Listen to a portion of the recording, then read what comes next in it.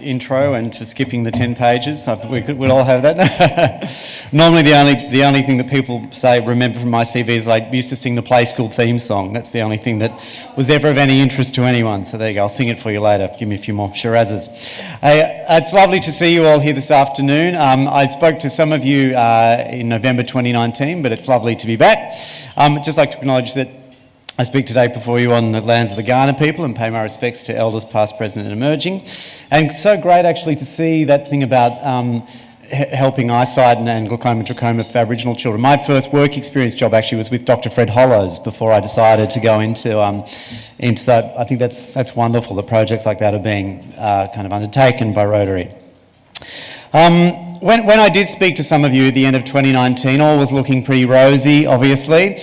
My inaugural season was being launched, and then we began the season with Dance Nation, or Dance Nation, as I've now had to say as a South Australian, for the Adelaide Festival, and we finished our Adelaide season, and then, I'll get this off, that's right. Alt-tab.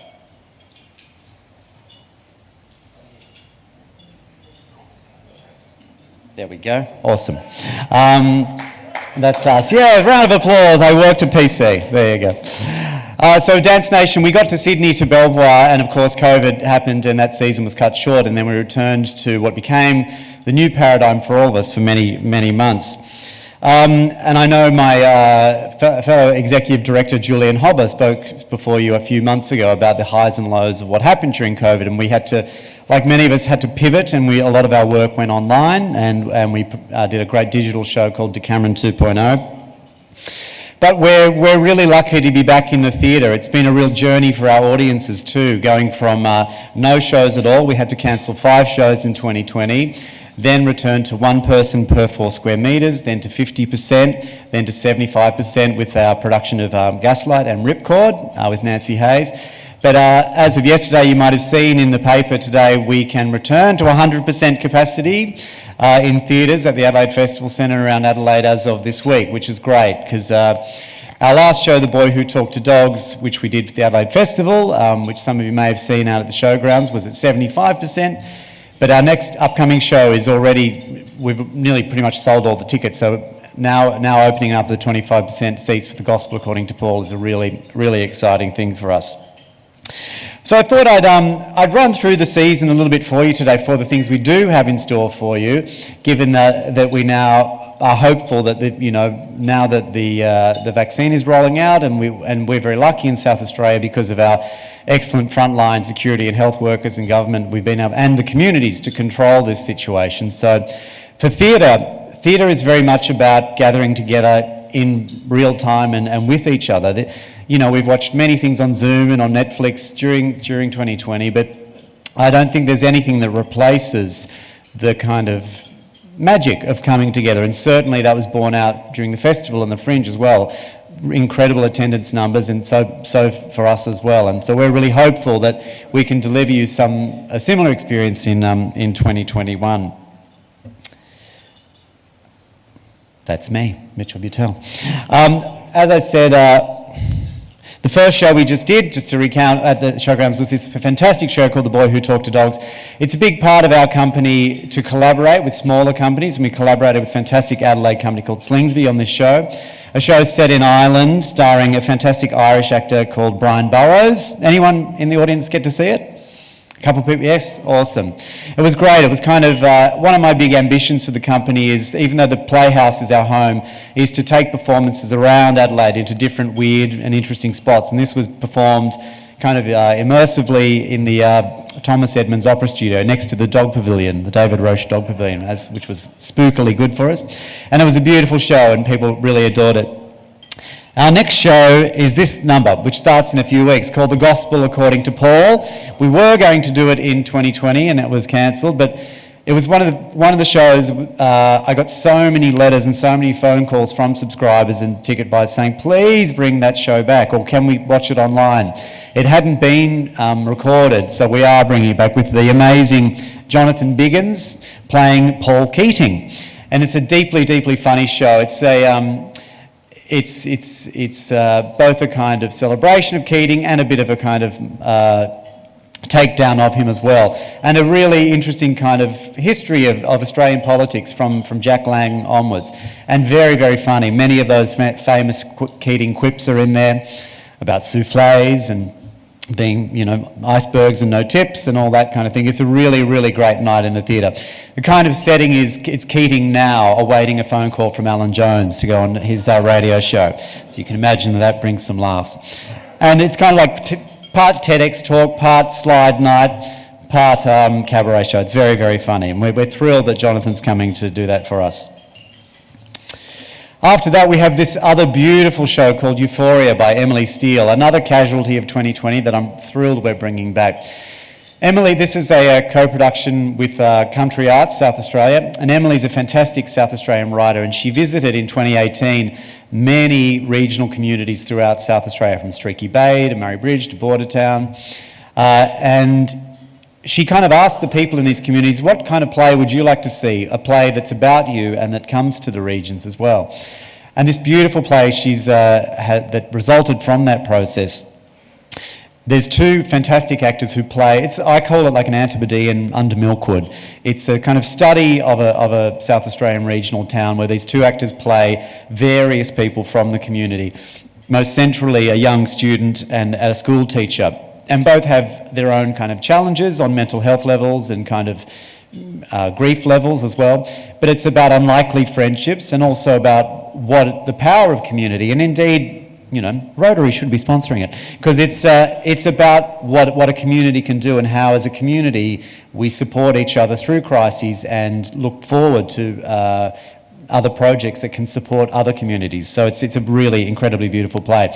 We had the read-through the other day in the rehearsal room. It's being directed by Nisha Jelk, and after the read-through, I was in tears actually. I was it was really, really moving. And everyone's like, get it together, Mitchell, it hasn't even opened yet. So that's my job in the company, to be the kind of emotional litmus test for things.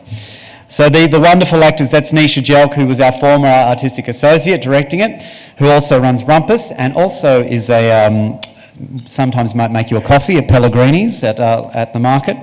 And two wonderful local actors, Ashton Malcolm and James Smith, who are incredible performers. So that'll perform in 17 different towns around South Australia, then arrives at the Space Theatre at the Festival Centre in May. Our next show, my favourite title of the year, the Appleton Ladies Potato Race. Many puns have been written about this in our office. It's a great show based on a true story that occurred in Robertson, New South Wales. Melanie Tate, who's an ABC journalist, returned home. There's a yearly Robertson show, but she discovered there was a potato race each year where you had to carry potato sacks on your back. The men won $1,000 if they won their race. In the female section, they won $200. And she said, something's not right about this. And so she started a campaign to change that, to make the prize money equivalent, and it led to a huge GoFundMe campaign. There was a lot of drama with the CWA. They didn't like change happening. But it resulted in this incredibly funny play, which again is about the power of community and the power of kind of standing up to the man. Directed by Elena Karapetis, another fantastic South Australian artist, with a wonderful cast there, including Susie Youssef. You might know her, she's one of the hosts on The Project on Channel 10. And I was very lucky to host the Helpman Awards a few years ago with Susie. Very, very funny lady. So that's at the Royalty Theatre, which is owned by the Calisthenics Association of South Australia. So we'll put a bit of calisthenics in, I think. You know, we'll get some tips. But very, very funny play, and I'm sure you'll enjoy that one as well. After that one, we're bringing another show back from 2020 that was cancelled, called The Seven Stages of Grieving, a beautiful classic of Australian theatre by Wesley Enoch and the great First Nations actress Deborah Mailman, who you might have seen in that TV series Total Control last year.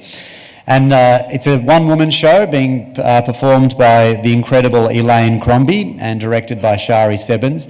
And it's a really interesting tale about, well, kind of 7 stages of Aboriginal life in Australia, pre-colonisation and moving beyond that as well. And it's at times very emotional and very challenging, but also there's a great kind of layer of humour and tenderness going through it too. And Elaine, you might have seen Elaine in our production of Decameron, in many Australian TV and films. She's a wonderful, wonderful performer, and we're really pleased to have this beautiful show come back. That will be in the space as well. And this is a co-production with Sydney Theatre Company, so I'll have its tryout in Sydney, get it all wrong, come to Adelaide and be perfect. So that'll be lovely. And after that one, another fantastic play by a South Australian playwright called Hibernation. Finnegan grew up in South Australia, moved to Tasmania for a few years and came back a few years ago. And he pitched this idea to me before COVID. And the idea was, it's Adelaide, it's 2030. There have been various climate change challenges and new ones, and the governments are looking at ways to combat that. And a female scientist comes up with an idea: what would happen if you could hibernate the entire human species for a year, but let animals and flora and fauna regenerate during that time? What would occur?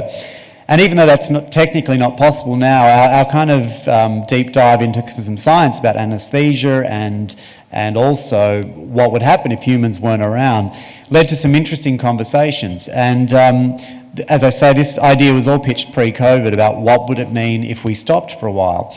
And I said, this is a really cool idea, Finnegan. And he went away, wrote... Originally the play was going to be just what happens after hibernation. And I said, no, I think the first act has to be the lead up to hibernation. Do we actually do it? He wrote that. And then I said, I think there needs to be a second act in the middle, two people who wake up during hibernation who are not supposed to wake up.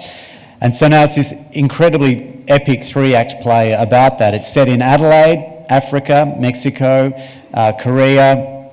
It's a really interesting way of looking at some of the challenges we face as a planet. And it was super interesting during COVID, the notion of, carbon emissions dropping quite considerably because of less air travel, etc. All these kind of resonances with the play were starting to occur. And so I said to Finnegan, did you eat a bat in Wuhan? Did you cause COVID? Because it suddenly has made this play incredibly prescient. So selfishly, I'm directing this play with a fantastic cast at the Playhouse. Some of those, from Mark Saturno from A View from the Bridge, you would have played Eddie Carbone a couple of years ago.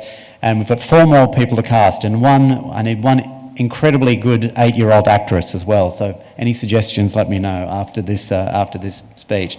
It's a really fantastic play, and I'm sure it's going to have a long, long life after its Adelaide premiere. After Hibernation, we've got this classic, Edward Albee's Who's Afraid of Virginia Woolf. It's a season about difficult conversations, really, about conflict and dysfunction on many levels. And this, I guess, is the motherlode of the dysfunction conflict play. Of course, you'd know it from the film with Richard Burton and Elizabeth Taylor, and it's been performed at State Theatre Company before, but I'm a huge fan of Edward Albee. He's someone who kind of really looks at humanity in a really interesting and honest way. But I was really interested in seeing how we could present this work in a new context. And so I spoke to a fantastic director and actress who I love called Margaret Harvey. And Margaret is a Torres Strait Islander woman. And her idea was, what would it be like if you had... so George and Martha are the 2 central characters.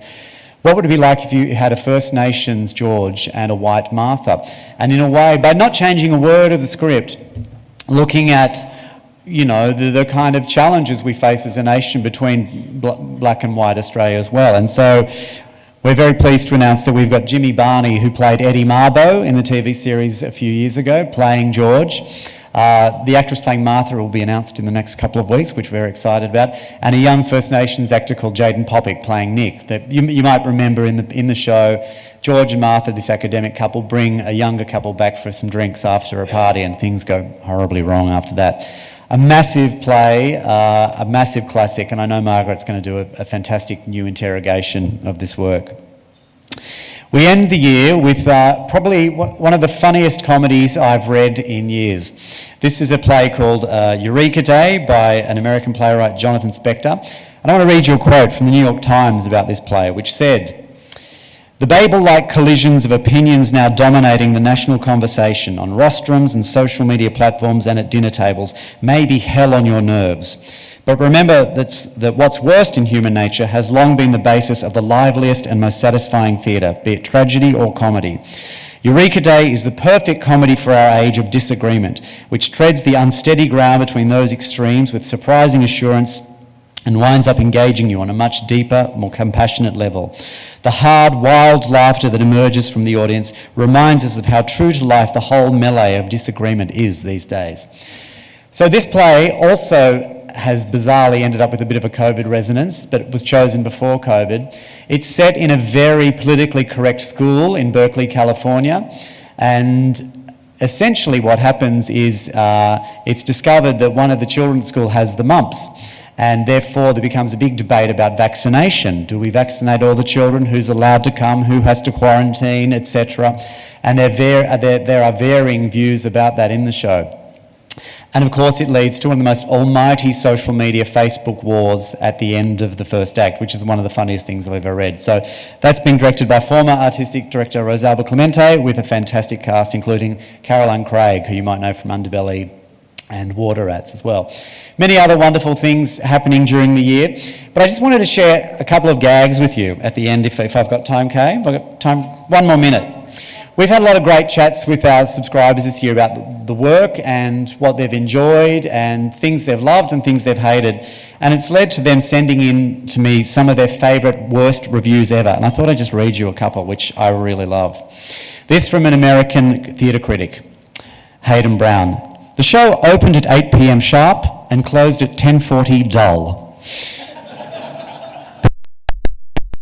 I have knocked everything in this play except the chorus girl's knees, and there, God has anticipated me. Brooks Atkinson from the New York Times. When Mr. Wilbur calls his play Halfway to Hell, he underestimates the distance. George Kaufman, the famous playwright, who said, there was laughter at the back of the theatre, leading to the belief that someone was telling jokes back there. And my favourite was sent in by one of our dear subscribers from the great Dorothy Parker, the great critic and writer, who said, this actress had two expressions, joy and indigestion. She also said about Katharine Hepburn, she ran the gamut of emotions all the way from A to B. And she said about one show in New York, the Greeks had a word for this show, so did the Hebrews, lousy. So we hope at State Theatre Company never to get those kind of reviews, but it's always kind of nice, schadenfreude, to partake in other people's misery. But we've been very lucky to have such quality artists doing such quality work. And thankfully, there's brochures on your tables and as you leave, and subscriptions are still available to all our remaining plays this year, which offer significant discounts. But also, I love planning for things. And like Rotary, having things already in the diary for the year, particularly as things are starting to get busy again, I think is a wonderful thing. So we hope to see you at some of those shows in 2021, and thanks so much for letting me be here to speak to you again today. All the best.